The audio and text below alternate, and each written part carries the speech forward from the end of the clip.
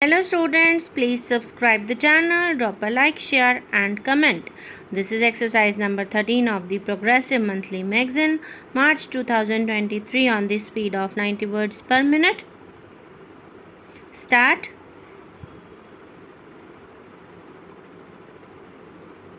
Export competitiveness, however, is only a function of the competitiveness of the entire economy.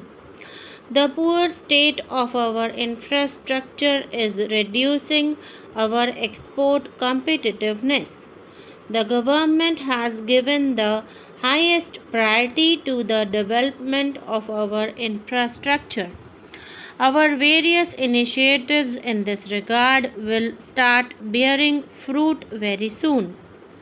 We have taken decisive action to speed up clearances for power projects and to expand and upgrade our airports and ports. The Task Force on Infrastructure has formulated an ambitious national highway development project which I inaugurated in Bangalore earlier this month. Speed of movement of goods within the country and their shipment outside the country is critical for the success of our export efforts. The task force will soon present to the government an integrated national transport policy whose aim will be to create fast communication links for people and goods. Cheaper and reliable telecommunication links with the rest of the world are crucial for increasing the competitiveness of Indian exports. A new telecom policy is now on the anvil. One of its major objectives is to rapidly increase tele-density all over the country. It will ensure that the prices of domestic, long distance, and international calls follow the global trend of sharp decline and become as cheap in India as in the rest of the developed world in the shortest possible time. The new telecom policy will also be a big boon to India's software exporters.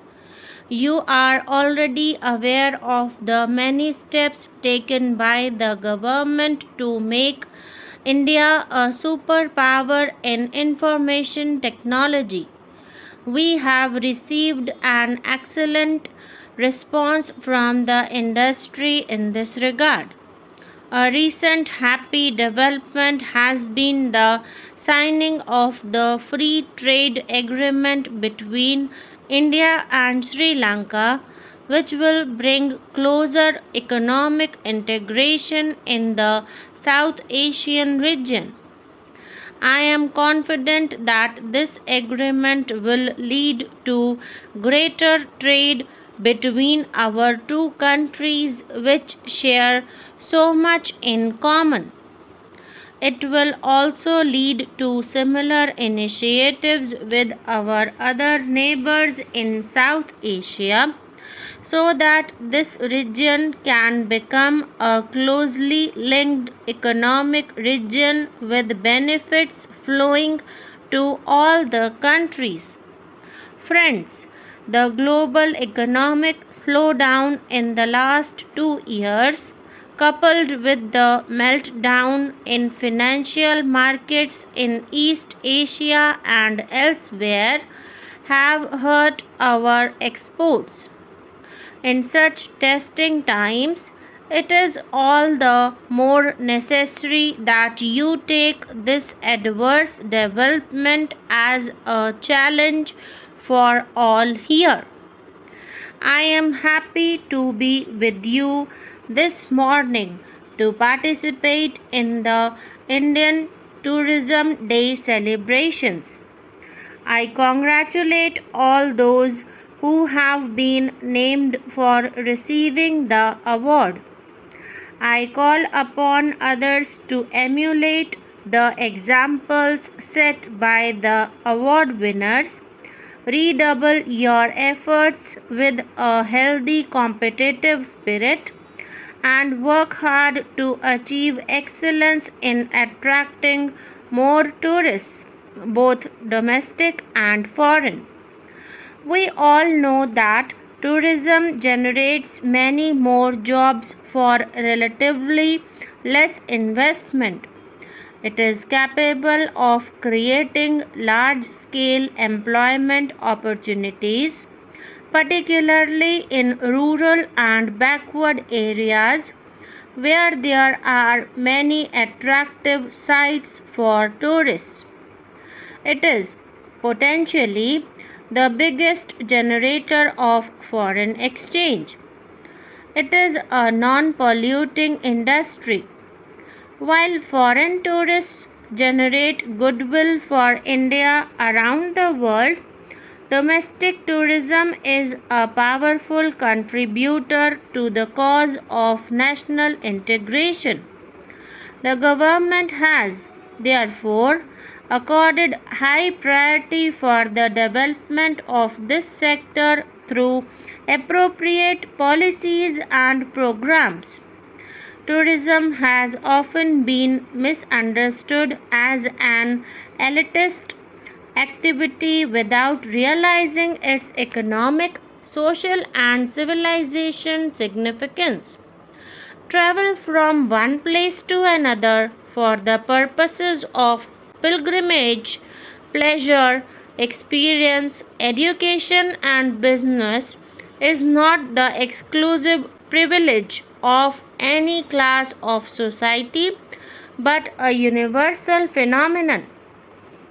Tourism brings together people of different cultures and regions and fosters better mutual understanding. For doing this effectively and durably, it demands conditions of peace. It is, therefore, rightly said that tourism is the greatest peace movement in the world.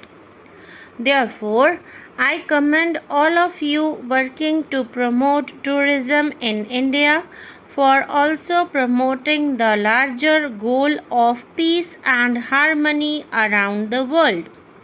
Friends, on a day like this, it is natural for us to celebrate what India has achieved in the field of tourism. But it is equally necessary to focus our attention on the gap between our achievement and our own targets, and also the gap between the progress of tourism in India and that in other countries of Asia and the world. If there is any destination in the world which offers the widest choice to tourists, it is India. Nature tourism, culture tourism, exotic tourism, adventure tourism, and spiritual tourism. We have everything in India to cater to the diverse preferences of domestic and international tourists. Yet, our target of 5 million foreign tourists have not been achieved, whereas even smaller countries are getting tens of millions of tourists. Why is this happening? I readily acknowledge that, as in the case of other industries, inadequate infrastructure is a major constraint in the development of tourism. The infrastructure for tourism includes not only hotels, restaurants, and other site facilities but also basic amenities.